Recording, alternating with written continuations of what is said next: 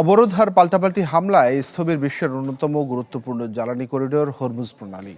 মার্কিন অবরোধ ও ইরানের কঠোর অবস্থানের কারণে মাত্র এক সপ্তাহের ব্যবধানে জাহাজ চলাচল কমেছে ৬৬% পর্যন্ত।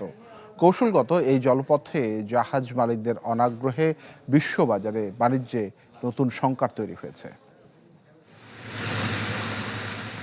নগদ নিয়ে এলো হার না মানা হার অফার। সর্বনিম্ন ১০,০০০ টাকা রেমিটেন্স নগদে পাঠালে থাকছে স্বর্ণের হার জেতার সুযোগ। যুক্তরাষ্ট্রের প্রেসিডেন্ট ডোনাল্ড ট্রাম্পের অবরোধ কার্যকরের পর থেকে উত্তাল মধ্যপ্রাচ্যের গুরুত্বপূর্ণ জলপথ হরমুজ প্রণালী।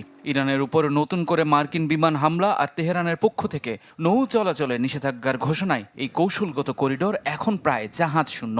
আন্তর্জাতিক জাহাজ মালিকরা চরম ঝুঁকির আশঙ্কায় বিশ্বের অন্যতম এই জ্বালানি রুটটি এড়িয়ে চলছেন। লয়েডস লিস্ট ইন্টেলিজেন্স বলছে জুলাইয়ে প্রণালী দিয়ে যাতায়াত করেছে মাত্র ৫৩টি জাহাজ। আগের সপ্তাহেও যা ছিল ১৫৭, অর্থাৎ এক সপ্তাহে জাহাজ চলাচল কমেছে ৬৬%। সবচেয়ে বড় প্রভাব পড়েছে জ্বালানি সরবরাহে।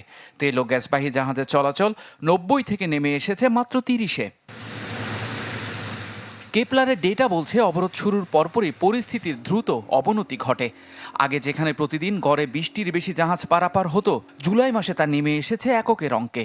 বর্তমানে যেটুকু চলাচল লক্ষ্য করা যাচ্ছে তার বড় অংশই ইরান সংশ্লিষ্ট কিংবা নিষেধাজ্ঞাভুক্ত জাহাজ।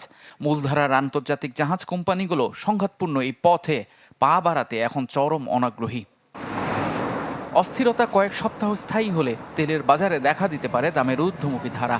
নিরাপত্তার স্বার্থে জাহাজ মালিকরা এখন দেখে শুনে এগুচ্ছেন, যার কারণে বৈশ্বিক অর্থনীতিতে আসতে পারে বড় ধাক্কা। ইফতেখার আলম, চ্যানেল 24।